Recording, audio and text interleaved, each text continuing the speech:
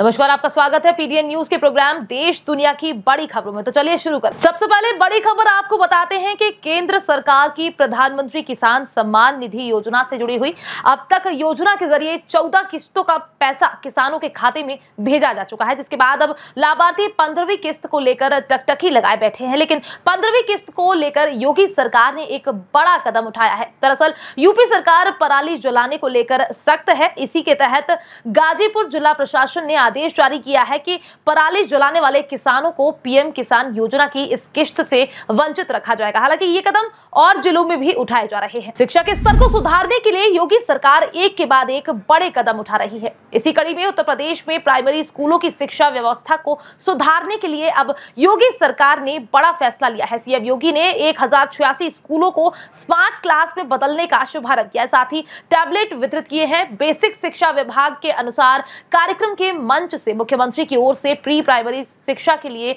आंगनवाड़ी केंद्रों को आईटीआई गांधीनगर की ओर से विकसित वेंडर बॉक्स का वितरण किया गया। कुल 37,080 वेंडर बॉक्स वितरित किए गए हैं।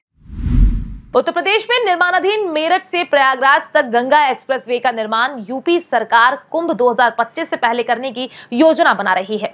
इसके लिए यूपी एक्सप्रेसवे औद्योगिक विकास प्राधिकरण ने विशेष रूप से निर्माण कंपनी को निर्देशित किया हुआ है।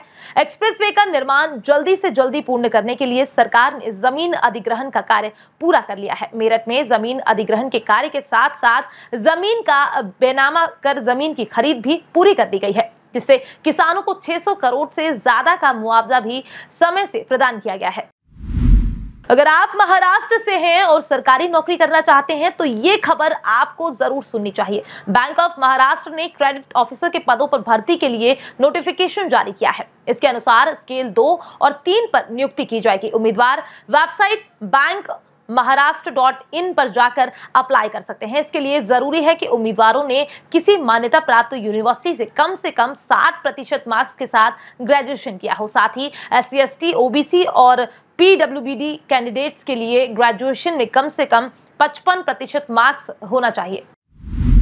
अब खबर ऑनलाइन गेमिंग से जुड़ी हुई है। ऑनलाइन गेमिंग कंपनियों को भारत के जीएसटी अधिकारियों की ओर से अब तक 1 लाख करोड़ रुपए का नोटिस भेजा गया है। सूत्रों की ओर से यह दावा किया गया है कि एक अधिकारी ने हालांकि कहा है कि 1 अक्टूबर के बाद से भारत में पंजीकरण कराने वाली विदेशी गेमिंग कंपनियों का अभी तक कोई आंकड़ा उपलब्ध नहीं है। सरकार ने जीएसटी कानून में संशोधन करते हुए विदेशी ऑनलाइन गेमिंग कंपनियों के लिए 1 अक्टूबर से भारत में पंजीकरण कराना जरूरी कर दिया है। जीएसटी परिषद ने अगस्त में साफ कर दिया था कि ऑनलाइन गेमिंग प्लेटफॉर्म पर लगाए गए दांव के पूरे मूल्य पर 28% माल और जीएसटी लगाया जाएगा।